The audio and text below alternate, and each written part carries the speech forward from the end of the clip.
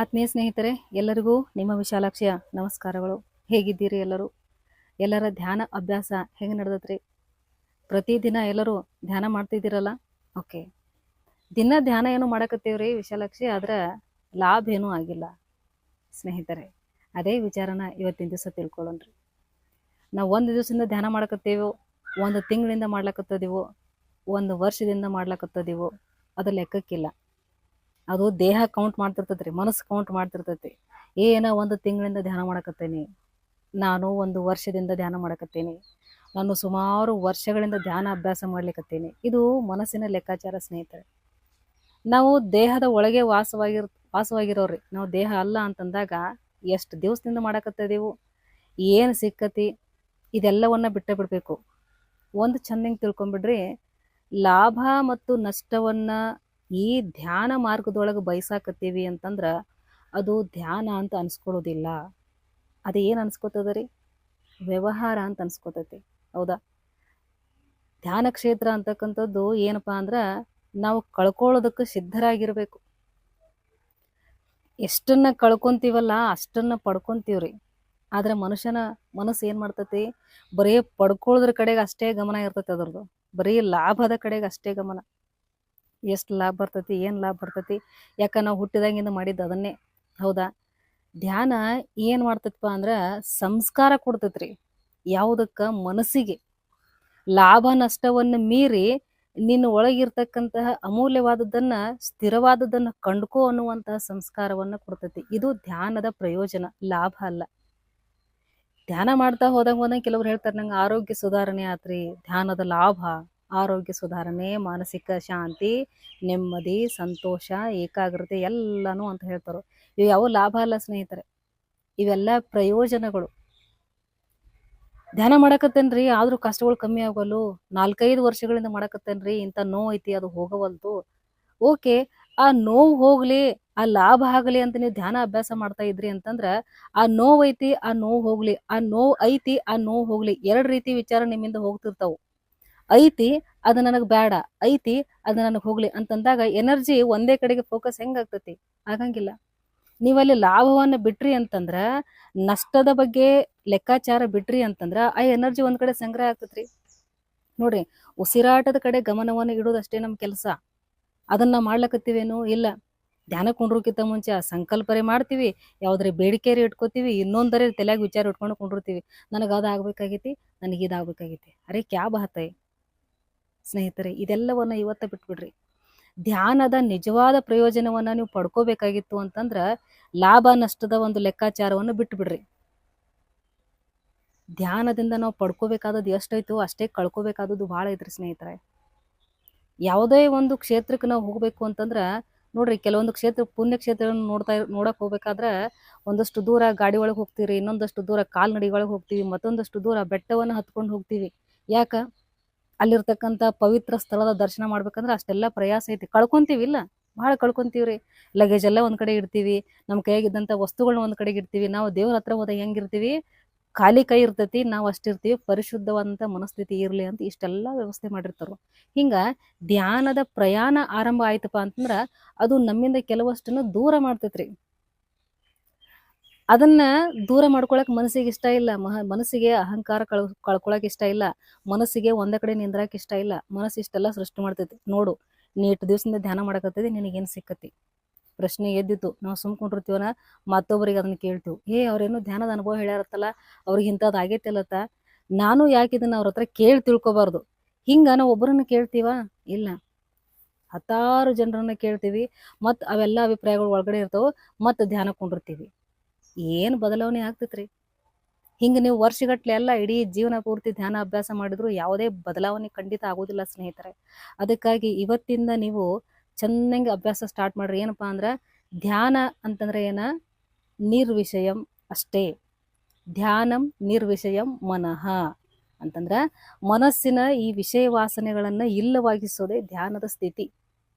ಅದನ್ನ ಒಂದು ಚೆನ್ನಾಗಿ ತಲೆಗಿಟ್ಕೊಳ್ತಾರೆ. ಧ್ಯಾನ ಮಾಡ್ಬೇಕಾ? ಓಕೆ, ಏನ್ ನಿಮಗೆ ಸ್ವಚ್ಛತೆ ಬೇಕೋ, ಸ್ನಾನ ಮಾಡ್ತಿರೋ, ಸ್ನಾನಾದಿಗಳನ್ನ ಮುಗಿಸ್ಕೊಂಡು ಒಂದು ಚೆನ್ನಾಗಿ ಜಾಗ ನೀವ ಸೆಲೆಕ್ಟ್ ಮಾಡ್ಕೊಂಡು ಅಲ್ಲಿ ಪ್ರಶಾಂತವಾಗಿ ಕೂತ್ಕೊಂಡ್ಬಿಡ್ರಿ.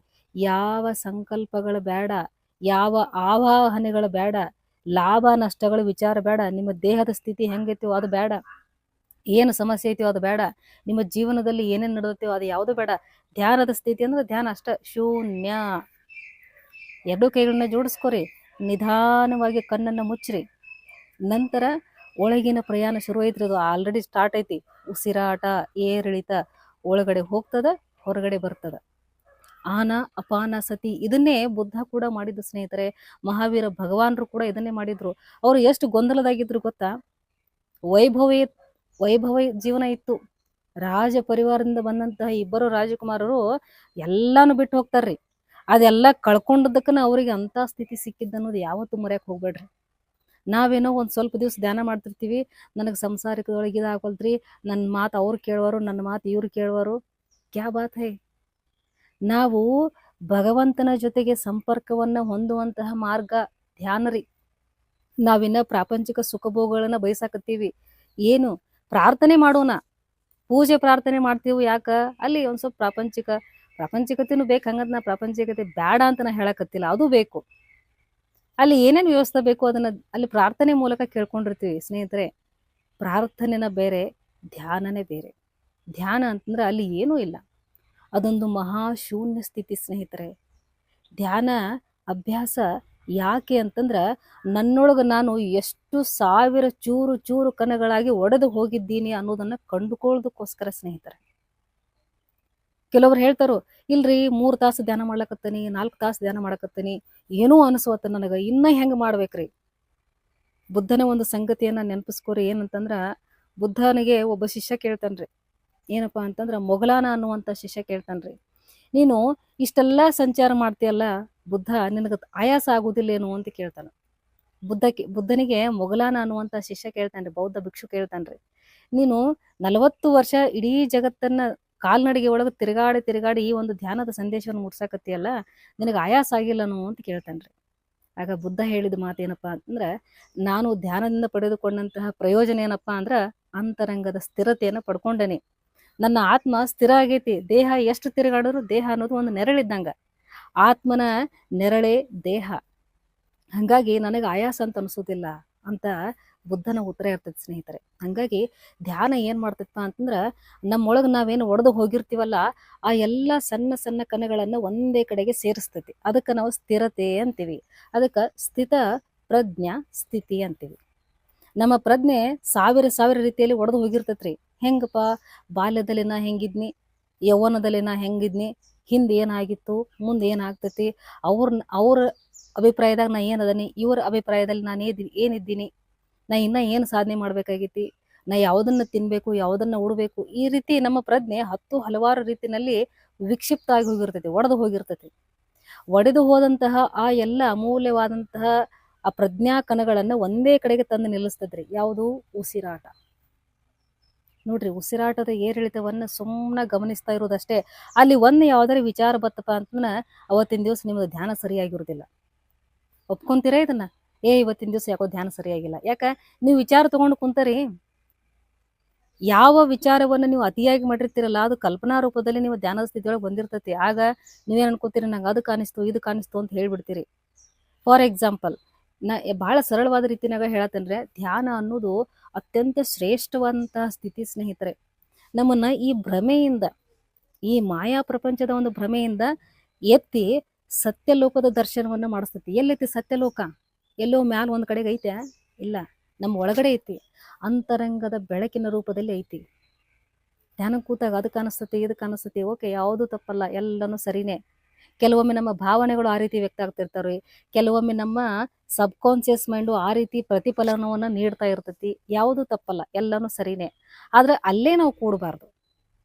ನಾ ಆಗ್ಲೇ ಹೇಳ್ದನಲ್ಲ, ಉಸಿರಾಟವನ್ನ ಗಮನಿಸ್ತಾ ಇದ್ದಂಗ ಈ ಬ್ರಹ್ಮಾಂಡದ ಒಂದು ವಿಶಿಷ್ಟ ಶಕ್ತಿ ಯಾವ್ದಪ್ಪ? Cosmic energy. ಆ ಕಾಸ್ಮಿಕ್ ಎನರ್ಜಿ ಜೊತೆಗೆ ನಮ್ಮ ಕನೆಕ್ಷನ್ ಉಂಟಾಕತಿ. ಅದು ಹೆಂಗ? ನಮ್ಮ ಬ್ರಹ್ಮರಂಧ್ರದ ಮುಖಾಂತರ ನಮ್ಮ ದೇಹವನ್ನ ಪ್ರವೇಶ ಮಾಡೋಕೆ ಶುರು ಮಾಡ್ತೈತಿ. ದೇಹವನ್ನ ಪ್ರವೇಶ ಮಾಡಿದಂತಹ ಆ ಕಾಸ್ಮಿಕ್ ಎನರ್ಜಿ ನಮ್ಮ ಒಳಗೆ ಆಗಿರ್ತಕ್ಕಂತಹ ಎಲ್ಲ ಡ್ಯಾಮೇಜಸ್ ಅನ್ನ ಸರಿ ಮಾಡಕ್ ಶುರು ಮಾಡ್ತೈತಿ. ಯಾಕಂದ್ರೆ ಕೆಲಸನ ಶುದ್ಧಿ ಮಾಡೋದು. ಈಗ ನೋಡ್ರಿ, ಮನೆಗೆ ಯಾರು ಸ್ವಲ್ಪ ಗೆಸ್ಟ್ಗಳು ಬರ್ಲಕತ್ತಾರತ್ ನಾವು ಏನ್ ಮಾಡ್ತೀವ್ರಿ? ಮನೆಯೆಲ್ಲ ಸ್ವಚ್ಛ ಮಾಡ್ತೀವಿ. ಹಂಗ ದೇಹದ ಒಳಗೆ ಒಂದು ದೈವಿ ಶಕ್ತಿ ಒಳಗಡೆ ಬರ್ಲಾಕತ್ತೈತಿ ಅಂತಂದಾಗ ಅಲ್ಲಿ ಸ್ವಚ್ಛತೆ ಕೆಲಸ ನಡೀತೈತಿ. ಆಗ ಏನ್ ಸಿಗ್ತೈತಿ? ಆರೋಗ್ಯ ಅನ್ನೋದು ಸಿಗ್ತೈತಿ. ಧ್ಯಾನ ಮಾಡಕತ್ತನ ನನಗೆ ಆರೋಗ್ಯ ಸರಿ ಆಯ್ತಪ್ಪ. ಸರಿ ಮಾಡಿದ್ ಯಾರು ಸ್ನೇಹಿತರೆ? ನಿಮ್ಮ ಗಮನ. ನಿಮ್ಮ ಗಮನ ನಿಮ್ಮೊಳಗೆ ಇದ್ದದಕ್ಕನ ಧ್ಯಾನ ಅಂತ ಕರೀತಾರೋ. ಅದಕ್ಕೆ ನಾವೇನಂದೀವ್ರಿ? ಧ್ಯಾನ ಮಾಡಕತ್ತನ ನನಗೆ ಆರೋಗ್ಯ ಸಿಕ್ತು. Yes, super, very nice. ಆ ಶಕ್ತಿ ನಮ್ಮೊಳಗೈತಿ. ರೋಗ ನಿರೋಧಕ ಶಕ್ತಿಯನ್ನ ಹೆಚ್ಚು ಮಾಡಿತು, ಕಾಸ್ಮಿಕ್ ಎನರ್ಜಿ. ಅದ್ರ ಕಡೆಗೆ ಗಮನ ಇರಲಿ. ಇನ್ನು ಪ್ರಾಪಂಚಿಕತೆ ಅಂತಂದ್ರ ಸಾಕಷ್ಟು ಕಷ್ಟ ನಷ್ಟಗಳು, ಲಾಭ ಎಲ್ಲ ಆಗ್ತಿರ್ತಾವ್ರಿ. ಅದ್ರ ಕಡೆಗೆ ಹೆಚ್ಚು ಗಮನ ಕೊಟ್ಟು ನಾವು ಧ್ಯಾನ ಮಾಡಕತ್ತೀವಿ ಅಂದ್ರ ನಿಜಕ್ಕೂ ಹೇಳ್ತೇನ್ರಿ, ಧ್ಯಾನದ ಅನುಭವನ ಪಡ್ಕೊಳಿಕ್ ನಮಗ ಆಗೋದಿಲ್ಲ. ಹೆಂಗ್ ಧ್ಯಾನ ಮಾಡ್ಬೇಕಪ್ಪ ಅಂದ್ರ ಇದು ಯಾವುದು ಕೂಡ ನಂದಲ್ಲ. ನನ್ನದನ್ನೋದು ಯಾವುದಪ್ಪ ಅಂದ್ರ ನನ್ನೊಳಗಿರ್ತಕ್ಕಂತಹ ಶಾಂತಿ, ನನ್ನೊಳಗಿರ್ತಕ್ಕಂತಹ ಜ್ಞಾನ, ಅದು ಮಾತ್ರ ನನ್ನದು ಅಂತೇಳಿ ಕಣ್ಮುಚ್ಚಿ ಕೂತ್ರಿ ಅಂದ್ರ ಇಡೀ ಬ್ರಹ್ಮಾಂಡನ ನಿಮ್ಮ ಮುಂದೆ ಬಂದು ನಿಂತಿರ್ತೈತಿ. ಅದು ನಿಜವಾದ ಅನುಭವ ಸ್ನೇಹಿತರೆ. ಕೆಲವೊಬ್ರಿಗೆ ಕೆಲವಷ್ಟು ಅನುಭವ ಆಗಿರ್ತಾವೆ. ಎಲ್ಲೋ ಕತ್ಲೊಳಗೆ ದೂರದಲ್ಲಿ ಹೋದಂಗ, ಎಲ್ಲೋ ಒಂದಿಷ್ಟು ಬೆಳಕು ಕಾಣಿಸಿದಂಗ, okay, very nice, very good. ಆದ್ರೆ ಅಲ್ಲೇ ಕುಂಡ್ರಬೇಡ್ರಿ. ಅದ್ರ ಮುಂದೂ ಕೂಡ ಒಂದು ಸುಂದರವಾದಂತಹ ಪ್ರಯಾಣ ಅನ್ನೋದು ಐತಿ ಅನ್ನೋದನ್ನ ಯಾವತ್ತೂ ಮರೆಯಕ್ಕೆ ಹೋಗ್ಬೇಡ್ರಿ. ಯಾಕಂದ್ರ ಈ ಒಳಗಿನ ಪ್ರಯಾಣ ಐತಲ್ಲ, ಇನ್ನರ್ ಜರ್ನಿ ಅನ್ನೋದು ಬಹಳ ಲಾಂಗ್ ಜರ್ನಿ ಐತ್ರಿ. ಇದು 1-2 ದಿವಸಕ್ಕೆ ಮುಗಿದಲ್ಲ. ನಂಗೆ ಕುಂಡ್ಲಿನ ಶಕ್ತಿ ಆಕ್ಟಿವೇಟ್ ಆಯ್ತು, ನನಗೆ ಈ ಚಕ್ರ ಆಕ್ಟಿವೇಟ್ ಆಯ್ತು, ಆ ಚಕ್ರ ಆಕ್ಟಿವೇಟ್ ಆಯ್ತು. ಸ್ನೇಹಿತರೆ, ಒಂದೊಂದು ಚಕ್ರಗಳು ಉದ್ದೀಪನ ಆಗೋದಕ್ಕೆ ಸರಿಸುಮಾರು 7 ವರ್ಷಗಳು ಬೇಕು. ಹೌದಾ? ಇಷ್ಟಕ್ಕೂ ಆ ಎಲ್ಲಾ ಚಕ್ರಗಳ ಉದ್ದೀಪನ ಆಗಿದ್ದನ್ನ ತಗೊಂಡು ನಾವು ಏನ್ ಮಾಡ್ಬೇಕಾಗೈತಿ?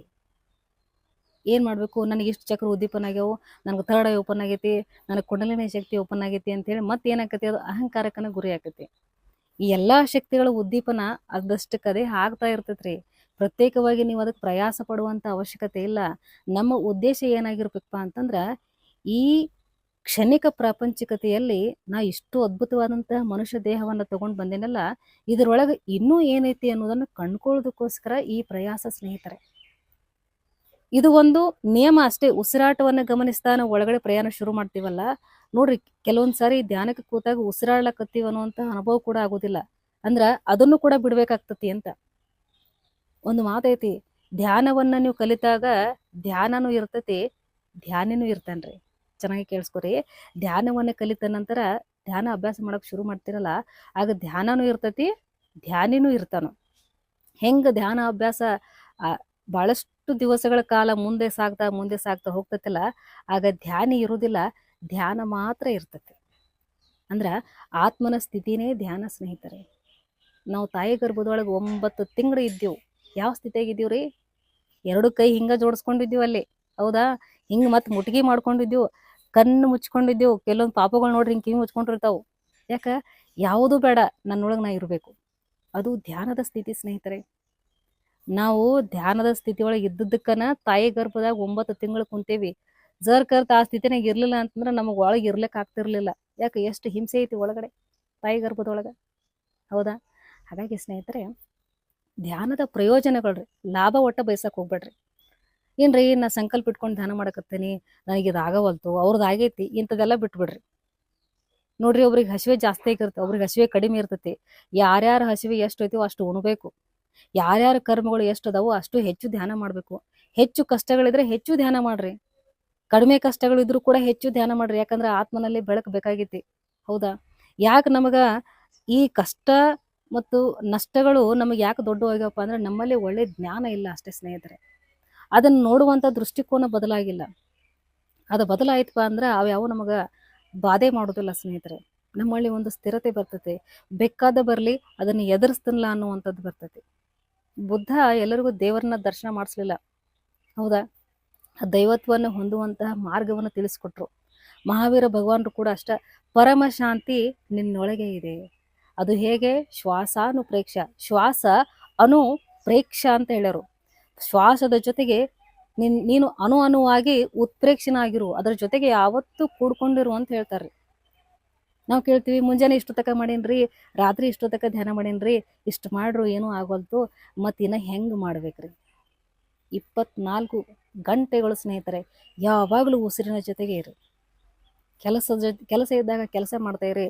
ಕೆಲಸ ಇಲ್ಲದೆ ಇರುವಾಗ ಯಾವುದೂ ಗೊಂದಲ ಇಲ್ಲದ ನಿರಂತರವಾಗಿ ನಿಮ್ಮ ಗಮನ ಉಸಿರಿನ ಕಡೆಗೆ ಇರಲಿ. ಸುತ್ತಮುತ್ತ ನಡೀತಾ ಇರೋದನ್ನ ಕೇವಲ ಸಾಕ್ಷಿ ಭಾವದಿಂದ ನೋಡ್ತಾ ಇರ್ರಿ. ಇದು ನನಗ ಸಂಬಂಧಪಟ್ಟಿದ್ದು ಅನ್ನೋ ಥರ ನೋಡಕ್ ಹೋಗ್ಬೇಡ್ರಿ. ಆ ರೀತಿ ನೋಡಿದ್ವಿ ಅಂದ್ರೆ ನಾವು ಧ್ಯಾನದಲ್ಲಿ ಪ್ರಗತಿಯನ್ನು ಕಂಡುಕೊಳ್ಳೋದಕ್ಕಾಗೋದಿಲ್ಲ ಸ್ನೇಹಿತರೆ. ಧ್ಯಾನದಲ್ಲಿ ಪ್ರಗತಿ ಅನ್ನೋದಿಲ್ಲ, ಉನ್ನತಿ ಅನ್ನೋದೈತಿ. ಆ ಉನ್ನತಿಯನ್ನ ಪಡ್ಕೋಬೇಕಾಗಿತ್ತು ಅಂದ್ರೆ ನಾವು ಒಂದಷ್ಟನ್ನ ಕಳ್ಕೋಬೇಕು. ಎಲ್ಲದಕ್ಕಿಂತ ಮುಖ್ಯವಾಗಿ ನಮ್ಮಲ್ಲಿರ್ತಕ್ಕಂತಹ ಅಹಂ ಭಾವವನ್ನ ಅಥವಾ ಈರ್ಷ್ಯ ಭಾವವನ್ನ, ಅಸೂಯೆ ಭಾವವನ್ನ, ಇವೆಲ್ಲ ಸೂಕ್ಷ್ಮ ರೂಪದಾಗ ಎಲ್ಲರಲ್ಲಿ ಇರತ್ತವ್ರಿ. ಯಾರು ಇದರಿಂದ ಹೊರತಾಗಿಲ್ಲ. ಎಲ್ಲರಲ್ಲೂ ಈ ಭಾವಗಳು ಅದಾವು. ಓಕೆನಾ? ಇದು ಚೆನ್ನಾಗಿ ನೆನಪಿರ್ಲಿ. ಏನು ಸಾತ್ವಿಕ ಹೃದಯಪ, ಅಲ್ಲೂ ಕೂಡ ಅಹಂಕಾರ ಕೆಲಸ ಮಾಡ್ತೈತಿ. ನಾನು ಸಾತ್ವಿಕ ಇದ್ದೀನಿ, ಅದು ಅಹಂಕಾರದ ಭಾವ. ಹೌದಾ? ಅದೂ ಕೂಡ ಹೋಗ್ಬೇಕು ಸ್ನೇಹಿತರೆ. 40 ವರ್ಷ ಬುದ್ಧ ಎಲ್ಲರ ಕಡೆಗೆ ಹೋದ. ಅವನಲ್ಲಿ ಅಹಂಕಾರದ ಸ್ವಲ್ಪ ಭಾವ ಇತ್ತು. ಸತ್ಯ ಕಂಡ್ಕೋಬೇಕು ಅನ್ಕೊಳತಿದ್ದ. ಅದ್ರ ಒಳಗಡೆ ಇಷ್ಟೆಲ್ಲ ತುಂಬಿತ್ತಲ್ಲ, ಅದೆಲ್ಲ ಹೋಗ್ಬೇಕಲ್ಲ. ಹಂಗಾದ್ರೆ ಅದು ಹೆಂಗ, ಇದು ಹೆಂಗ? ಕೂದಲನ್ನ ತೆಗೆದ, ಹೊಟ್ಟೆಗೆ ಅನ್ನ ಇಲ್ಲದೆ ಇದ್ದ, ಎಷ್ಟೋ ಆಚಾರ ವಿಚಾರಗಳನ್ನ ಮಾಡ್ದ, ದೀಪದ ಮುಂದೆ ಕೂತ, ಕತ್ತಲೆಯಲ್ಲಿ ಎಷ್ಟೋ ಗಂಟೆಗಳನ್ನ ಕಳೆದಿದ್ದ, ಅಹೋರಾತ್ರಿ ಎಲ್ಲ ನಿಂತ್ಕೊಂಡು ಧ್ಯಾನ ಮಾಡಿದ. ಆದ್ರೂ ಕೂಡ ಸತ್ಯದ ದರ್ಶನ ಆಗ್ಲಿಲ್ಲ. ಆದ್ರೆ ಏನಾಗಿತ್ತು ಅಂದ್ರೆ ಪರಿಶುದ್ಧನಾಗಿದ್ದ, ಪರಿಪೂರ್ಣನಾಗಿದ್ದ. ಒಂದು ಸಂಸ್ಕಾರ ಅನ್ನೋದು ಸಿಕ್ಕಿತ್ತು. ಯಾವುದಕ್ಕೆ? ಮನಸ್ಸಿಗೆ. ಮನಸ್ಸು ಪೂರ್ಣ ಪಕ್ವತೆಯನ್ನ ಪಡ್ತಿತ್ತು. ಅದಕ್ಕೆ ಪತಂಜಲಿಯವರು ಹೇಳ್ತಾರೆ, ಯಮ, ನಿಯಮ, ಆಸನ, ಪ್ರಾಣಾಯಾಮ, ಪ್ರತ್ಯಾಹಾರ, ಧಾರಣ, ಧ್ಯಾನ, ಸಮಾಧಿ ಅಂತ ಹೇಳರು. ಹೌದಾ? ಇಷ್ಟೆಲ್ಲ ಪರಿಕ್ರಮಗಳನ್ನು ಯಾಕೆ ಹೇಳಿರ್ಬೇಕ್ರಿ? ಫಿಟ್ ಆಗಿರಕ್ಕೆ ಹೇಳೋರು ಪತಂಜಲಿಯವರ. ಫಿಟ್ ಆಗಿದ್ದು ಏನ್ ಮಾಡೋರಿದ್ದೀವಿ ನಾವು ಇದಕ್ಕೆ ಬೇರೆ ಬೇರೆ ವೇಟ್ ಲಿಫ್ಟಿಂಗ್ ಹೋಗೋರಿದ್ದೀರಿ, ಪ್ರಶಸ್ತಿ ಪಡೆಯೋರಿದ್ದೀವಿ. ವಾಟ್ ನೆಕ್ಸ್ಟ್ ಅನ್ನೋಂಥ ಒಂದು ಕ್ವಶನ್ ಇಟ್ಕೊಂಡ್ಬಿಟ್ರಿ ನೀವು. ಇಷ್ಟೆಲ್ಲ ಪಡ್ಕೊಂಡ ನಂತರ ನಾವು ಏನ್ ಮಾಡೋರಿದ್ದೀವಿ? ದೇಹದ ಸಂಪೂರ್ಣ ಆರೋಗ್ಯವನ್ನು ಪಡ್ಕೊಂಡ ನಂತರ ಏನ್ ಮಾಡೋರಿದ್ದೀವಿ? ಓಕೆ, ಜೀವನವನ್ನ ಎಂಜಾಯ್ ಮಾಡ್ಬೇಕಾ? ಓಕೆ, ಎಂಜಾಯ್ಮೆಂಟು ಮುಗೀತು. ಆ ನಂತರ ಏನ್ ಮಾಡೋರಿದ್ದೀರಿ? ಸೊ ಸ್ನೇಹಿತರೆ, ಯಾವುದು ಕೂಡ ಅತಿ ಅಂತ ಆಗ್ಬಾರ್ದು. ಹೌದಾ? ಹಾಗಾಗಿ ನಾ ಮತ್ತೆ ಹೇಳಕತ್ತೀನಿ, ಇವತ್ತ ಯಾರು ಧ್ಯಾನ ಮಾಡೋದು ಕಲ್ತಾರಿಲ್ಲ ಅವ್ರು ಚೆನ್ನಾಗಿ ನೆನ್ಪಿಟ್ಕೊಂಡ್ಬಿಡ್ರಿ. ಲಾಭದ ಬಗ್ಗೆ, ಧ್ಯಾನದಿಂದ ಏನು ಲಾಭ ಆಕತ್ತೆ ಅನ್ನುವಂಥ ಪ್ರಶ್ನೆ ಮಾತ್ರ ಮಾಡಕ್ ಹೋಗ್ಬೇಡಿ, ಬಿಟ್ಬಿಡ್ರಿ. ಯಾಕಂದ್ರೆ ಧ್ಯಾನ ಅನ್ನೋದು ವ್ಯವಹಾರ ಅಲ್ಲ ಸ್ನೇಹಿತರೆ. ಧ್ಯಾನ ಅನ್ನೋದು ಪರಿಶುದ್ಧ ಅವಸ್ಥೆ ಅಷ್ಟೆ. ನಾವು ಹೆಂಗದಿವಲ್ಲ, ನಮ್ಮ ಯಥಾವತ್ ಚಿತ್ರಣವನ್ನ ನಮಗೆ ದರ್ಶನ ಮಾಡ್ತಕ್ಕಂತಹ ಶ್ರೇಷ್ಠವಾದಂತಹ ಮಾರ್ಗ ಅದು ಧ್ಯಾನ ಅನ್ನೋದು. ನಾ ಒಳ್ಳೆಯವದನೋ, ನಾ ಕೆಟ್ಟವದನೋ, ನಾ ದುರಾಚಾರಿ ಅದನೋ, ನಾ ಶಿಷ್ಟಾಚಾರಿ ಅದನೋ, ನಾ ಭ್ರಷ್ಟಾಚಾರಿ ಅದನೋ ಅನ್ನೋವಂತಹ ಒಂದು ಸತ್ಯವನ್ನ ನಮಗೆ ದರ್ಶನ ಮಾಡಿಸ್ತತ್ರಿ. ಅಂತಿಮ ಕ್ಷಣ ಬಂದಿತ್ತು. ಜ್ಞಾನೋದಯ ಆದ ನಂತರ ಒಂದು ಕ್ಷಣ ಬರ್ತೈತ್ರಿ. ಆಗ ಮನಸ್ಸಿನ ವಿಕಾರತೆ ವಿಸ್ಫೋಟ ಆಗಿ ಬುದ್ಧನ ಮುಂದೆ ರಾಕ್ಷಸ ರೂಪ ತಾಳಿ ನಿಂತು ಬಿಡ್ತೈತೆ. ನೀ ಹೆಂಗದಿ ನೋಡು, ನಿನ್ನಲ್ಲಿ ಕಾಮವಾಸನೆಗಳು ಹೆಂಗದಾವ ನೋಡು, ನಿನ್ನಲ್ಲಿ ಕ್ರೋಧಾಗ್ನಿ ಯಾವ ರೀತಿ ಐತಿ ನೋಡು ಅಂತ 100 ಪ್ರಶ್ನೆಗಳನ್ನ ಆ ಮನಸ್ಸು ಬುದ್ಧನಿಗೆ ಮಾಡ್ತಾ ಇತ್ತು. ಆಗ ಬುದ್ಧನಲ್ಲಿ ಬಂದಂತ ಸ್ಥಿರತೆ ಆ ಎಲ್ಲ 100 ಬಾಣಗಳಿಗೆ ಎದುರೇಟನ್ನು ಕೊಟ್ಟಿತ್ತು. ಅದು ಧ್ಯಾನದ ಪ್ರಯೋಜನ ಅಂದ್ರೆ ಸ್ನೇಹಿತರೆ, ನಾವು ಅಂಥದ್ದನ್ನ ಪಡ್ಕೋಬೇಕಾಗೈತಿ. ಸಾಕ್ರಿ, ಮತ್ ಬಂದು ಹೋಗುವಂತ ಈ ಮನುಷ್ಯ ಜನ್ಮಕ್ಕ ಎಷ್ಟು ಕೊಟ್ರು ಕಡಿಮೆ. ಒಂದು 100 ಮನಿ ಮಾಡ್ರೂ ಕಡಿಮೆ, ಮತ್ತೆ ಇನ್ನೊಂದು ಮನಿ ಮಾಡಬೇಕಂತೈತಿ ಅದು. ಅಂಥದ್ರೊಳಗೆ ನೀವು ಧ್ಯಾನ ಮಾಡ್ತಾ ನನಗೆ ಧ್ಯಾನದಿಂದ ಅದು ಸಿಕ್ಕಿಲ್ಲ, ಧ್ಯಾನದಿಂದ ಇದು ಸಿಕ್ಕಿಲ್ಲ ಅಂತೇಳಿ ಮತ್ತೆ ಧ್ಯಾನದ ಮೇಲೇನೆ ನಾವು ಕೆಲವೊಬ್ರು ತಪ್ಪನ್ನು ಹೊರಿಸ್ತೀವಿ. ತಪ್ಪು ಸ್ನೇಹಿತರೆ. ಧ್ಯಾನ ಅನ್ನೋದು ಆದಿ ಅನಾದಿ ಕಾಲದಿಂದ ಬಂದಂತಹ ಒಂದು ಶ್ರೇಷ್ಠವಾದಂತಹ ಸಾಧನಾ ಮಾರ್ಗ. ಎಲ್ಲಿ ಮಿಸ್ಟೇಕ್ ಐತಪ್ಪ ಅಂದ್ರೆ ನಮ್ಮ ದೃಷ್ಟಿಕೋನದೊಳಗೆ ಮಿಸ್ಟೇಕ್ ಐತಿ. ಅದನ್ನ ಮೊದಲು ಸರಿ ಮಾಡ್ಕೋಬೇಕು. ನಾವೇನು ಇಟ್ಕೊಂಡಿದ್ರು ತಲೆಯಾಗ ಲಾಭ ನಷ್ಟ ಇಟ್ಕೊಂಡು ಧ್ಯಾನ ಮಾಡಕತ್ತೀವಿ. ಹೆಂಗ್ ಬದಲಾವಣೆ ಆದಿತ್ತು, ಹೆಂಗ್ ಪರಿವರ್ತನೆ ಆದಿತ್ತು? ಹೌದಾ? ಹೆಂಗಿರ್ಬೇಕಪ್ಪ ಧ್ಯಾನದ ಸ್ಥಿತಿ ಅಂದ್ರೆ, ಕುಂತರ ನಮ್ಗೆ ದೇಹದ ಭಾವನೆ ಇರಬಾರ್ದು, ಎಷ್ಟು ಹೊತ್ತು ಕುಂತೀವಿ ಅನ್ನುವಂಥ ಲೆಕ್ಕಾಚಾರ ಕೂಡ ಇರಬಾರ್ದು. ನಾವು ಕೂತಿರುವಂಥ ಸ್ಥಳವನ್ನು ಕೂಡ ಮುರಿಬೇಕು. ಅದು ಧ್ಯಾನದ ಸ್ಥಿತಿ ಅಂದ್ರೆ. ಸುತ್ತಮುತ್ತ ಇರ್ತಕ್ಕಂತಹ ಪ್ರಕೃತಿಯ ಜೊತೆಗೆ ಒಂದಾಗಿರ್ಬೇಕು. ಶ್ವಾಸ ನನ್ನೊಳಗೆ ಅಷ್ಟೇ ನಡೆದಿಲ್ಲ, ಇಡೀ ಬ್ರಹ್ಮಾಂಡದ ತುಂಬ ಎಲ್ಲ ನಡೆದತಿ ಅನ್ನುವಂತಹ ಭಾವ ಬಂದಿರಬೇಕು. ಕುತ್ಕೋರಿ, ಉಸಿರನ್ನ ನಿಧಾನವಾಗಿ ಗಮನಿಸಕ್ ಶುರು ಮಾಡ್ರಿ. ನೋಡ್ರಿ ಏನ್ ಕಾಣಿಸೋದನ್ನ ಬಿಟ್ಬಿಡ್ರಿ. ಏನ್ ಬರ್ತೈತೆಲ್ಲ ಒಟ್ಟು ಅದನ್ನ ನೋಡ್ಕೊಂತ ಇದ್ಬಿಡ್ರಿ. ಎಲ್ಲೋ ನೂರಾರು ಕಣಗಳು ಒಡೆದೊಡ್ದು ಹೋಗಿರ್ತಾವಲ್ಲ, ಅವೆಲ್ಲ ಒಂದೇ ಕಡೆಗೆ ಬಂದು ಸೇರ್ಲಕ್ ಶುರು ಆಗ್ತಾವ. ಆನಂದಿಸ್ರಿ, ಅನುಭವಿಸ್ರಿ. ಮತ್ತಾಗ ಮನಸ್ಸು ಹೇಳ್ತೈತಿ, ನಿಂಗೇನು ಆಗೋತ್ಲ, ನಿನಗೆ ಇವತ್ತು ಚಲೋ ಆಗೋತ್ಲ ಧ್ಯಾನ, ಅದನ್ನ ಬಿಟ್ಬಿಡ್ರಿ. ಅದ್ರ ಕಡೆ ಗಮನ ಕೊಡ್ಬೇಡ್ರಿ. ಇಲ್ಲಿ ಏನ್ ನಡೆದೈತಿ ಅದ್ರ ಕಡೆ ಅಷ್ಟೇ ಗಮನ ಇರಲಿ. ಇದನ್ನ ನೋಡ್ತಾ ಕೂತ್ರಿ ಅಂದ್ರೆ 4 ತಾಸು ಓದೋದು ಗೊತ್ತಾಗಂಗಿಲ್ಲ. ನಮ್ಮ ತಲೆಗೆ ಏನಿರ್ತ್ರಿ, ಅವ್ರು ಯಾರೋ 3 ತಾಸು ಧ್ಯಾನ ಕುಂತಾರು, ನನಗೆ ಆಗವತ್ತಲ್ಲ. ಈ ರೀತಿ ಸಂದೇಶ ನಿಮಗೆ ನೀವ ಕೊಟ್ಕೊಂಡ್ರಿ ಅಂತಂದ್ರೆ ದೇಹ ಅದಕ್ಕೆ ಹೆಂಗೆ ಸ್ಪಂದಿಸ್ತತಿ? ಸ್ಪಂದಿಸೋದಿಲ್ಲ ಸ್ನೇಹಿತರೆ. ಇರುವಂಥ ವ್ಯವಸ್ಥೆ ಎಲ್ಲ ನಮ್ಮಲ್ಲೇ ಐತ್ರಿ. ಯಾವ ರೀತಿ ಅಂದ್ಕೋತೀವಲ್ಲ ಅದೇ ರೀತಿ ಆಗ್ತೀವಿ. ಯಾಕಂದ್ರೆ ನಾವು ಹುಟ್ಟಿದಾರ ಬಿದಿಂದ ಇಲ್ಲಿವರೆಗೆ ಎಂತೆಂಥ ಸಂದರ್ಭ ಎದುರಿಸಿದೀವಿ, ಎಂತೆಂಥ ವ್ಯಕ್ತಿಗಳನ್ನ ಭೇಟಿಯಾಗಿವಿ, ಎಂತೆಂಥ ವ್ಯವಸ್ಥೆಗಳ ಮಧ್ಯೆ ಹಾಯ್ದು ಬಂದಿವೆಲ್ಲ, ಅವೆಲ್ಲ ಒಳಗೆ ಕುಂತಿರ್ತಾವ್ರಿ. ಅದೆಲ್ಲ ಶುದ್ಧ ಆಗಕ್ಕೆ ಸಮಯ ಕೊಡ್ರಿ. ಯಾಕೆ ಗಡಿಬಿಡಿ ಮಾಡಕತ್ತೀರಿ? ಕುಂಡಲಿನಿ ಶಕ್ತಿ ಯಾವಾಗ ಆಕ್ಟಿವೇಟ್ ಆಗ್ತತಿ ಅಂತ ಅದ್ರ ಬಗ್ಗೆ ಬಹಳಷ್ಟು ತವಕ ಯಾವಾಗ ಆಗ್ತತಿ ಅಂತ ಹಾಪಾಹಾಪಿತನ ಇರ್ತತಿ. ಅದನ್ನ ಪಡ್ಕೊಂಡ ನಂತರ ಏನ್ ಮಾಡೋರದೀವ್ರಿ? ಮ್ಯಾಜಿಕ್ ಮಾಡೋರದೀವ್ರ? ಬೇಡ ಸ್ನೇಹಿತರೆ. ಎಲ್ಲ ಶಕ್ತಿ ನಮ್ಮೊಳಗೈತಿ. ಅದು ಯಾವ ಸಮಯಕ್ಕೆ ಏನ್ ಉದ್ದೀಪನ ಆಗ್ಬೇಕು ಅನ್ನೋದು ಆತ್ಮನಿಗೆ ಗೊತ್ತು. ಏನ್ ಪಡ್ಕೋಬೇಕು ಅನ್ನೋದು ಗೊತ್ತದಕ್ಕ. ಅದು ತನ್ನ ಪಾಡಿಗೆ ತಾನು ಎಲ್ಲ ಕೆಲಸ ಮಾಡ್ತಿರ್ತತಿ. ನಿಮ್ಮ ಕೆಲಸ ಏನಪ್ಪಾ ಅಂದ್ರ ಹೊರಗೆ ಹೋಗಿರ್ತಕ್ಕಂಥ ಎಲ್ಲ ಗಮನವನ್ನು ಒಳಗೆ ಕೇಂದ್ರೀಕರಿಸೋದು ಅಷ್ಟೇ ನಮ್ಮ ಕೆಲಸ. ಈಗ ನೋಡ್ರಿ, ಸಿನಿಮಾ ಥಿಯೇಟರ್ನೊಳಗ, ಸಿನಿಮಾ ಹಾಲ್ನಾಗ ಸಿನಿಮಾ ಆನ್ ಆಗ್ತತಿ. ಅವಾಗ ಏನ್ ಮಾಡ್ತಾನ್ರಿ, ಕೌಂಟರ್ನಾಗ ಇದ್ದಂತ ಮನುಷ್ಯ ಟಿಕೆಟ್ ಕೊಟ್ಟಾಗನ ಹೊರಗಿನ ಮಂದೆಲ್ಲ ಒಳಗ್ ಬರ್ತೈತಿ ಅನ್ನೋದು ಗೊತ್ತಿರ್ತೈತಲ್ಲ, ಬಡ ಬಡ ಬಡ ಎಲ್ಲರೂ ಟಿಕೆಟ್ ಕೊಟ್ಬಿಡ್ತಾನೋ. ಏನ್ ಮಾಡ್ತಾರೋ ಅದನ್ನೆಲ್ಲ ತಗೊಂಡು ಒಳಗೆ ಹೋಗಿ ಕುಂತಿರ್ತಾರೋ, ಆಗ ಸಿನಿಮಾ ನೋಡಕ್ ಸ್ಟಾರ್ಟ್ ಮಾಡ್ತಾರೋ. ಹೊರಗಿದ್ದಂಥವ್ರು ಎಲ್ಲರೂ ಒಳಗಡೆ ಕುಂತಾಗ ಸಿನಿಮಾ ಸ್ಟಾರ್ಟ್ ಆಗ್ತತಿ. ಹೌದಾ? ಹಂಗ ನಮ್ಮ ಒಳಗಡೆನ ಒಂದು ಸಿನಿಮಾ ಐತ್ರಿ. ಯಾರ್ದು? ನಮ್ಮದೇ ಸಿನಿಮಾ ಐತಿ. ಎಲ್ಲ ರೆಕಾರ್ಡ್ಸ್ ಅದ ಒಳಗಡೆ. ಹಿಂದಿನ ಜನ್ಮದ ಬೇಕಾ ಅದೈತಿ, ಮುಂದೆ ಏನಾಗ್ಬೇಕಾ ಅದು ಐತಿ. ಆದ್ರೆ ನಾವು ಅಂದ್ಕೊಂಡು ಕುಂಡ್ರಾತದೀವ ಅನ್ನೋಣ ಯಾವುದೂ ಆಗೋಲ್ತು. ಈ ಬೇಡಿಕೆ ಅನ್ನೋದೈತಲ್ಲ, ಇದು ನಮ್ಮನ್ನ ಈ ಪುನರಪಿ ಜನನಂ ಪುನರಪಿ ಮರಣಂ ಅನ್ನುವಂಥ ಚಕ್ರದೊಳಗೆ ಸಿಗಿಸ್ಬಿಟ್ಟೈತಿ. ಅದು ನೆನಪಿರ್ಲಿ ಸ್ನೇಹಿತರೆ. ಒಂದೇ ಒಂದು ಮಾತು ಹೇಳಕ್ಕೆ ಇಷ್ಟಪಡ್ತೀನಿ. ಇದು ನನ್ನ ಅನುಭವದಲ್ಲಿ ಬಂದಂಥದ್ದು. ನಾನು ಧ್ಯಾನ ಅಭ್ಯಾಸ ಮಾಡಕ್ಕೆ ಸ್ಟಾರ್ಟ್ ಮಾಡಿದಾಗ ಯಾವುದೇ ಬೇಡಿಕೆ ಜೊತೆ ಕುಂತಿಲ್ಲ. ಇಂಥದ್ದು ನನಗೆ ಬೇಕು ಅಂತ ಕುಂತಿಲ್ಲ. ಇಂಥದ್ದನ್ನ ಪಡ್ಕೋಬೇಕು ಅಂತ ಅನ್ಕೊಂಡಿಲ್ಲ. ಉಸಿರಾಟದ ಕಡೆ ಗಮನ ಕೊಡಬೇಕು, ಓಕೆ, ಅಷ್ಟನ್ನೇ ಮಾಡ್ತಾ ಬಂದಿದ್ದು ಸ್ನೇಹಿತರೆ. ಬೇರೆ ಏನೂ ಮಾಡಿಲ್ಲ. ಏನು ಅನುಭವಕ್ಕೆ ಬರ್ತಿತ್ತಲ್ಲ ಅದೆಲ್ಲವನ್ನ ಆಸ್ವಾದಿಸ್ತಾ ಇದ್ದೆ. ಹಂಗೆ ಮತ್ತೆ ಹೊಸ ಜ್ಞಾನ ಬರ್ತಿತ್ತಲ್ಲ ಅಂತ ನಂಗೆ ಹಾದಿ ಕಾಯ್ತಿರ್ಲಿಲ್ಲ. ಏನು ಬರ್ತಿತ್ತಲ್ಲ ಅದನ್ನು ತಗೋಬೇಕು, ಆನಂದ ಪಡಬೇಕು. ಇಷ್ಟನ್ನ ಮಾಡ್ತಾ ಬರ್ರಿ. ನಿಮ್ಮ ವೈಯಕ್ತಿಕ ಜೀವನದ ಎಲ್ಲ ಡ್ಯಾಮೇಜಸ್ಗಳು ಹೀಲ್ ಆಗ್ತಾ ಬರ್ತಾವ್ರಿ.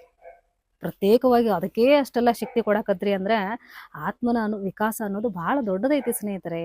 ಇದು 1-2 ಜನ್ಮದ ಕತೆ ಅಲ್ಲಪ್ಪ. ಯಾಕಂದ್ರೆ ಎಷ್ಟೋ ಜನ್ಮ ಮಾಡೇವಿ. ಅಷ್ಟೆಲ್ಲಾ ಜನ್ಮಗಳ ಗಾಯಗಳಿಗೆ ಮುಲಾಮ್ ಹಚ್ಬೇಕು ಅಂತ ಸಾಧಾರಣ ಕೆಲಸ ಅಲ್ರಿ ಅದು. 1-2 ಜನ್ಮದ ದಾನವದ ಕತೆ ಇಲ್ಲ. ಹೋಗ್ಲಿ, ಹಿಂದಿನ ಜನ್ಮದಾಗ ಏನಾಗಿದ್ನಿ ಅಂತ ತಿಳ್ಕೊಳ್ಳುವಂತ ತವಕದಾಗ ಇರ್ತೀವಿ. ಅದನ್ನ ತಿಳ್ಕೊಂಡು ಈಗೇನ್ ಮಾಡೋರ್ದಿರಿ? ಧ್ಯಾನ ಸಿಕ್ಕತಿ, ಧ್ಯಾನ ಅಭ್ಯಾಸ ಮಾಡ್ಬೇಕು. ಅದರಿಂದ ನಾ ಏನನ್ನ ಪ್ರಯೋಜನ ಪಡ್ಕೊಂಡು ಮುಂದೆ ಹೆಂಗೆ ಹೆಜ್ಜೆ ಇಡ್ಬೇಕು ಅನ್ನೋದ್ ಕಡೆ ಗಮನ ಅಷ್ಟೇ ಇರ್ಲಿ. ಬುದ್ಧ ಒಂದೇ ಕಡೆ ಕುಂತ್ರ, ನಮ್ಮೆಲ್ಲರ ಗುರುಗಳು ಪತ್ರಿಜಿ ಒಂದೇ ಕಡೆಗೆ ಕುಂತ್ರ, ಧ್ಯಾನ ಅಭ್ಯಾಸ ಮಾಡ್ತಾ ಮಾಡ್ತಾ ಒಂದೇ ಕಡೆ ಕುಂತ್ರ ಇಲ್ಲ. ಅದನ್ನ ಹಂಚ್ಕೊಂತ ಹೋದ್ರು. ಇನ್ನೊಬ್ಬರಿಗೆ ಧ್ಯಾನದ ಬಗ್ಗೆ ಹೇಳ್ಕೊಟ್ಟಾಗ ನಮ್ಮಲ್ಲಿರ್ತಕ್ಕಂತಹ ಚೈತನ್ಯ ಶಕ್ತಿ ವೃದ್ಧಿ ಆಗ್ತೈತ್ರಿ. ಅವತ್ತಿನ ದಿವಸ ಧ್ಯಾನ ಕೂಡ್ರಿ. ನೀವು ಹೆಂಗಾಗಿರ್ತದೆ ಧ್ಯಾನ? ಯಾರೋ ಒಬ್ಬರಿಗೆ ಧ್ಯಾನ ಹೇಳ್ಕೊಟ್ಟಿರ್ತೀರಿ, ಅವತ್ತಿನ ದಿವಸ ಧ್ಯಾನಕ್ಕೆ ಕೂಡ್ರಿ. ಆ ಧ್ಯಾನದ ಸ್ಥಿತಿ ಹೆಂಗಿರ್ತತಿ? ಒಂದ್ ದಿವಸ ಯಾವುದೋ ಒಂದು ಲಾಭಕ್ಕೋಸ್ಕರ ಧ್ಯಾನ ಮಾಡಿ ನೋಡ್ರಿ, ಅವಾಗ ಸ್ಥಿತಿ ಹೆಂಗಿರ್ತತಿ? ಹಾಗಾಗಿ ಸ್ನೇಹಿತರೆ, ಭಗವದ್ಗೀತೆಯಲ್ಲಿ ಸ್ಪಷ್ಟವಾಗಿ ಕೃಷ್ಣ ಏನ್ ಹೇಳನಪ್ಪ ಅಂದ್ರ, ಲಾಭ ನಷ್ಟಗಳನ್ನ, ಫಲ ಅಪೇಕ್ಷೆಯನ್ನ ಬಿಟ್ಟು ಕರ್ಮ ಮಾಡು ಅಂತ ಹೇಳೇನ್ರಿ. ನಾವು ಮಾಡ್ತಕ್ಕಂಥದ್ದೆಲ್ಲನೂ ಕೂಡ ಕರ್ಮಗಳೇ. ಬರೀ ಒಳ್ಳೇದಾಗ್ಲಿ ಒಳ್ಳೇದಾಗ್ಲಿ ಒಳ್ಳೇದಾಗ್ಲಿ. ಒಳ್ಳೇದು ಬಯಸೇವಿ ಅಂತಂದ್ರೆ ಕೆಟ್ಟದ್ದು ಬರುದೇ, ಕೆಟ್ಟದ್ದು ಬರ್ತತಿ ಅಂದ್ರೆ ಒಳ್ಳೇದು ಕೂಡ ಬರುದೇ. ಇದು ಒಂದು ನಾಣ್ಯತೆ 2 ಮುಖ. ಅದು ಯಾವತ್ತೂ ನೆನಪಿರ್ಲಿ ಸ್ನೇಹಿತರೆ. ನಾವು ಹೆಂಗ ಆಗ್ಬೇಕಾಗಿತ್ಪ ಅಂದ್ರ ಸ್ಟ್ರಾಂಗ್ ಆಗ್ಬೇಕಾಗಿತ್ರಿ. ಅಂತರಂಗದಿಂದ ಸ್ಥಿರತೆಯನ್ನ ಪಡ್ಕೋಬೇಕಾಗಿತ್ತು. ನಮ್ಮನ್ನ ಕೆಡವವರು 100 ಜನ ಇದ್ರು ಕೂಡ ಎದ್ದು ನಿಲ್ಲುವಂತ ಸಾಮರ್ಥ್ಯವನ್ನ ನಮ್ಮೊಳಗೆ ಭಗವಂತ ಕೊಟ್ಟು ಕಳ್ಸ್ಯಾನ್ರಿ. ಒಬ್ಬರೇ ಇರ್ತಾರೆ ಸಹಾಯಕ, ಅವರಿಗೆ ನಾವು ಗುರು ಅಂತ ಕರಿತೀವ್ರಿ. ಅದಕ್ಕೆ ಪತ್ರಿಜಿ ಗುರುಗಳು ಏನ್ ಹೇಳಿದಪ್ಪ ಅಂದ್ರ, ನಿನ್ನ ಗುರು ನಿನ್ನ ಒಳಗೆ ಇದ್ದಾನೆ, ಶ್ವಾಸನೇ ನಿನ್ನ ಗುರು. ನೋಡ್ರಿ, ಉಸಿರಾಟ ಅನ್ನೋದು ಸೈನ್ಸ್ ಐತ್ರಿ. ಇದು ಪರ್ಫೆಕ್ಟ್ ಆಗಿ ಅದ್ರ ಕಡೆ ಗಮನ ಕೊಟ್ರಿ ಅಂದ್ರೆ ನಮ್ಮಲ್ಲಿ ಏನೇನ್ ಡ್ಯಾಮೇಜ್ ಆಗ್ಯಾವಲ್ಲ ಅದನ್ನ ವಿದಿನ್ ಸ್ವಲ್ಪ ತಿಂಗಳೊಳಗ, ಸ್ವಲ್ಪ ದಿವಸದೊಳಗನ ಸರಿ ಮಾಡ್ಬಿಡ್ತೈತಿ ಅದು. ನಾವೊಂದು ಟೆನ್ಷನ್ ಇಟ್ಕೊಂಡು ಶುರು ಮಾಡ್ತೀವ್ರಿ. 41 ದಿವಸ ಧ್ಯಾನ ಮಾಡ್ಲಾಕತ್ತೀನಿ, ಇವತ್ತು 1 ದಿವಸ ಮಾಡಿ ಏನೂ ಆಗ್ಲಿಲ್ಲ, ನಾಳೆ ಒಂದ್ ವಾರ ಆಯ್ತು ಏನೂ ಆಗ್ಲಿಲ್ಲ. ಏನಿದು? ಆಗ್ತಾ ಇರ್ತೈತಿ ಬದಲಾವಣೆ. ಅದ್ರ ಕಡೆ ಗಮನ ಕೊಡಂಗಿಲ್ಲ. ಏನಾಗಿಲ್ಲಲ್ಲ ಅದನ್ನೇ ನೋಡುದು. ಹೌದಾ? ಇಂಥದ್ದು ಬೇಡ ಸ್ನೇಹಿತರೆ. ಅದಕ್ಕಾಗಿ ಮತ್ತೆ ಹೇಳಕತ್ತೇನೆ, ಧ್ಯಾನದ ಲಾಭ ಅಲ್ಲ, ಧ್ಯಾನದ ಪ್ರಯೋಜನಗಳು. ಧ್ಯಾನದ ಪ್ರಯೋಜನ ಏನೇನದವಪ್ಪ ಅಂತಂದ್ರ, ನಮಗ ಇಡೀ ವಿಶ್ವದ ದರ್ಶನ ಮಾಡಿಸ್ತೈತ್ರಿ. ಇಷ್ಟೆಲ್ಲ ಬಣ್ಣಗಳು ಯಾಕದಾವು, ಇಷ್ಟೆಲ್ಲ ಏರಿಳಿತಗಳು ಯಾಕದಾವು, ಇಷ್ಟೆಲ್ಲ ಜ್ಞಾನ ಯಾವುದಕ್ಕೋಸ್ಕರ ಐತಿ, ಯಾರಿಗೋಸ್ಕರ ಐತಿ? ಒಂದು ಅರ್ಥಪೂರ್ಣವಾದ ಜೀವನವನ್ನ ಕಳೆಯೋದಕ್ಕೆ ಬೇಕಾಗಿರೋದು ಧ್ಯಾನ ಸ್ನೇಹಿತರೆ. ಎಲ್ಲ ಐತಿ, ನಮಗೇನು ಕಡಿಮೆ ಇಲ್ಲ. ಆದ್ರೂ ಸಹಿತ ಗೊಂದಲದಾಗ ಅದೀವಿ ಅಂತಂದ್ರೆ ಅಲ್ಲಿ ಜ್ಞಾನದ ಕೊರತೆ ಐತಿ. ಧ್ಯಾನದಿಂದಲೇ ಜ್ಞಾನ, ಜ್ಞಾನದಿಂದಲೇ ಧರ್ಮ. ಸತ್ಯಂ ವದ ಧರ್ಮಂ ಚರ. ಸತ್ಯ ಮಾರ್ಗವನ್ನು ಅನುಸರಿಸ್ತಾ ಇರಬೇಕು, ಧರ್ಮವನ್ನು ಆಚರಿಸ್ತಾ ಇರಬೇಕು. ಇದೇ ಧ್ಯಾನದ ಪ್ರಯೋಜನ ಸ್ನೇಹಿತರೆ. ಅವೆಲ್ಲ ಸಿಗ್ತಾವ್ರ ಬಿಟ್ಬಿಡ್ರಿ. ಆರೋಗ್ಯ ಸಿಗ್ತೈತಿ, ನೆಮ್ಮದಿ ಸಿಗ್ತೈತಿ, ಶಾಂತಿ ಸಿಗ್ತೈತಿ, ನೀವು ಕೇಳ್ರು ಸಿಗ್ತೈತಿ, ಕೇಳಿಕ್ಕೂ ಸಿಗ್ತೈತಿ. ಧ್ಯಾನ ಮಾಡಕತ್ತನ ಸ್ವಲ್ಪ ಬೇಗ ಬೇಗ ಸಿಗ್ತೈತಿ ಅಷ್ಟೇ. ಅದಕ್ಕೆ ಅಷ್ಟು ಸೀಮಿತ ಕುಂಡ್ರಬೇಡ್ರಿಪ್ಪ. ಮತ್ತು ಯಾಕಂದ್ರೆ ಇದು ಬಹಳ ದೂರದ ಪ್ರಯಾಣ ಐತಿ. ನಾವು ಜ್ಞಾನೋದಯವನ್ನು ಪಡ್ಕೋಬೇಕಾಗಿತ್ತು, ಜ್ಞಾನದ ಉದಯ ಆಗ್ಬೇಕಾಗಿತ್ತು, ಹೆಚ್ಚು ಹೆಚ್ಚು ಜ್ಞಾನ ಪಡ್ಕೋಬೇಕಾಗಿತ್ತು. ಇವತ್ತಿನ ದಿವಸ ಎಷ್ಟು ಜ್ಞಾನ ಬಂತ, ಓಕೆ ಕುತ್ಕೊಳ್ಳೋಣ, ಪಡ್ಕೊಳ್ಳೋಣ. ನೆಕ್ಸ್ಟ್ ಸಾಯಂಕಾಲದ ಧ್ಯಾನದಲ್ಲಿ ಮತ್ತೊಂದಿಷ್ಟು ಹೊಸ ಜ್ಞಾನ, ಓಕೆ ಅಂತ ಪಡ್ಕೊಳ್ಳೋಣ, ಅಲ್ಲಿಗೆ ಬಿಡೋಣ. ಮತ್ತೆ ನೆಕ್ಸ್ಟ್ ಡೇ ಮತ್ತೆ ಪಡ್ಕೊಳ್ಳೋಣ, ಮತ್ತೆ ಬಿಟ್ಬಿಡೋಣ. ಒಂದು ಚೆನ್ನ ನೆನಪಿರ್ಲ್ರಿ, ನಾನು ಧ್ಯಾನ ಅಭ್ಯಾಸ ಮಾಡಕತ್ತನಿ, ನನಗೂ ಇಷ್ಟೆಲ್ಲ ಆಗೈತಿ ಅನ್ನೋದನ್ನ ಬಿಟ್ಟು ಬಿಡೋಣ್ರಿ. ಇದು ಮೊದಲನೇ ಸಂಗತಿ. ಇದು ನನ್ನ ಒಂದು ಅನಿಸಿಕೆ ಸ್ನೇಹಿತರೆ. ಏನೇ ಇದ್ರು ಎಲ್ಲಾನು ಜೀರೋ, ಎಲ್ಲಾನು ಜೀರೋ. ಖಾಲಿ ಕಪ್ಪಾಗಿರೋಣ್ರಿ. ಆ ಖಾಲಿ ಕಪ್ ಒಳಗೆ ನೀವು ಟೀನ ಹಾಕ್ಬೋದು, ಕಾಫಿನ ಹಾಕ್ಬೋದು, ಸಾಂಬಾರ ಹಾಕ್ಬೋದು, ಮತ್ತೊಂದು ಏನೋ ಹಾಕ್ಬೋದು. ತುಂಬಿತಪ್ಪ ಅಂದ್ರೆ ಅದ್ರಾಗ ಮತ್ತೊಂದು ಏನೋ ಹಾಕಕ್ಕಾಗಂಗಿಲ್ಲ. ಹಂಗ ಈ ಬ್ರಹ್ಮಾಂಡ ವ್ಯವಸ್ಥೆ ಅನ್ನೋದು ಹೊಸ ಹೊಸ ಜ್ಞಾನ ಕೊಡೋದಕ್ಕೆ 24 ತಾಸು ರೆಡಿ ಐತ್ರಿ. ಅದನ್ನು ತಗೊಳ್ಳೋದಕ್ಕೆ ನಾವು ಖಾಲಿ ಕಪ್ ಆಗಿರ್ಬೇಕಷ್ಟೇ. ಧ್ಯಾನದ ಪ್ರಯೋಜನ ಏನಪ್ಪಾ ಅಂದ್ರೆ ನಮ್ಮನ್ನು ನಾವು ಖಾಲಿ ಮಾಡ್ಕೊಳ್ಳೋದು, ಅದೇ ಧ್ಯಾನದ ಪ್ರಯೋಜನ. ಯಾವಾಗ್ಲೂ ಕೂಡ ಹೊಸತನದಲ್ಲಿ ನಮ್ಮ ಇಡ್ಲಿಕ್ಕೆ ಪ್ರಯತ್ನ ಮಾಡ್ತದ್ರಿ ಧ್ಯಾನ. ಅದಕ್ಕೆ ನೀವು ತಯಾರಾಗಿರ್ರಿ. ಎಲ್ಲೋ ಒಂದು ಗೊಂದಲದ ಸ್ಥಿತಿ ಒಳಗೆ ನೀವು ಸ್ಟಿಕ್ ಆನ್ ಆಗಿರಕ್ಕೆ ಹೋಗ್ಬೇಡ್ರಿ. ಅದು ಯಾವುದು ಕೂಡ ಸ್ಥಿರವಲ್ಲ, ಅದರಿಂದ ನಿಮಗೇನೂ ಸಿಗೋದಿಲ್ಲ. ಎಲ್ಲಿಂದ ನಿಮಗೆ ಅಂತರಂಗದ ಶಾಂತಿ ನೆಮ್ಮದಿ ಸಿಗ್ತೈತೋ ಅದೇ ನಿಜವಾದ ದಾರಿ, ಅದು ಧ್ಯಾನದ ದಾರಿ ಸ್ನೇಹಿತರೆ. ಧ್ಯಾನ ಅಂತಂದ್ರೆ ದಿ ಪ್ಲಸ್ ಯಾನ, ಒಳಗಿನ ಪ್ರಯಾಣ. ಒಳಗಿನ ಪ್ರಯಾಣಕ್ಕೆ ಟಿಕೆಟ್ ಬೇಡ, ಡ್ರೈವರ್ ಬೇಡ, ಯಾರು ಬೇಡ. ಯಾರು ಒಳಗೆ ದಾರಿ ತೋರಿಸೋರು ಅದಾರು, ನೀವು ದರರಹಿತವಾಗಿ ಪ್ರಯಾಣ ಮಾಡ್ಬೇಕಷ್ಟೆ, ನಿರ್ಭಯರಾಗಿ ಪ್ರಯಾಣ ಮಾಡ್ಬೇಕಷ್ಟೆ. ಲಾಭ ನಷ್ಟವನ್ನು ಬಿಟ್ಟು ಪ್ರಯಾಣ ಮಾಡ್ರಿ ಅಂತಂದ್ರೆ 100 ಪ್ರಯೋಜನಗಳು ನಿಮ್ಮ ಮುಂದೆ ನಿಂತವ್ರಿ. ನೀವೇನಾಗ್ತೀರಿಪ್ಪ ಅಂದ್ರೆ ಪರಿಪೂರ್ಣರಾಗ್ತೀರಿ. ಮಹಾನ್ ಚೇತನದ ಒಂದು ಬೆಳಕನ್ನು ನಿಮ್ಮ ಅನುಭವಕ್ಕೆ ತಂದುಕೋತೀರಿ. ಅದು ಧ್ಯಾನದ ಪ್ರಯೋಜನ ಸ್ನೇಹಿತರೆ. ಹಾಗಾಗಿ ಮತ್ತೆ ಹೇಳಕತ್ತೀನಿ, ಧ್ಯಾನ ಅಭ್ಯಾಸವನ್ನ ಮಾಡುವಂತಹ ಎಲ್ಲ ಸಾಧಕರಿಗೆ ಈ ಒಂದು ಅನಿಸಿಕೆ, ನನ್ನ ಅಭಿಪ್ರಾಯ ಅಥವಾ ಒಂದು ಕಿವಿ ಮಾತನ್ನು ತಿಳ್ಕೊರಿ. ಲಾಭ ಬಯಸಕ್ಕೆ ಹೋಗ್ಬೇಡ್ರಿ, ಪ್ರಯೋಜನ ಬಯಸಕ್ಕೆ ಹೋಗ್ಬೇಡ್ರಿ, ಬಿಟ್ಟು ಬಿಡ್ರಿ. ಅದು ಆಗ್ತತೋ ಇಲ್ಲೋ, ಆದ್ರೆ ನಮಗೆ ಏನು ಬೇಕಾಗಿತ್ತಲ್ಲ ಅದು ಮಾತ್ರ ಖಂಡಿತವಾಗಿ ಸಿಗ್ತೈತಿ. ಓಕೆನಾ? ಇಷ್ಟನ್ನ ಹೇಳ್ತಾ ಈ ಮಾಹಿತಿ ನಿಮಗೆ ಇಷ್ಟ ಆಗಿದೆ ಅಂತ ಭಾವಿಸ್ತಾ ಇನ್ನೊಂದು ಭೇಟಿಯಲ್ಲಿ ಮತ್ತೊಂದು ಸೂಕ್ತವಾದ ಮಾಹಿತಿಯ ಜೊತೆಗೆ ನಿಮ್ಮ ಮುಂದೆ ಬರ್ತೀನಿ. ಅಲ್ಲಿವರೆಗೆ ಆರಾಮಾಗಿ ಧ್ಯಾನ ಮಾಡ್ರಿ, ದೇಹ ಭಾವವನ್ನು ಮೀರಿ ಧ್ಯಾನ ಮಾಡ್ರಿ. ಓಕೆನಾ? ಎಲ್ಲರಿಗೂ ಒಳ್ಳೆಯದಾಗಲಿ. ಸರ್ವೇ ಜನಃ ಸುಖಿನೋ ಭವಂತು. ಧನ್ಯವಾದಗಳು.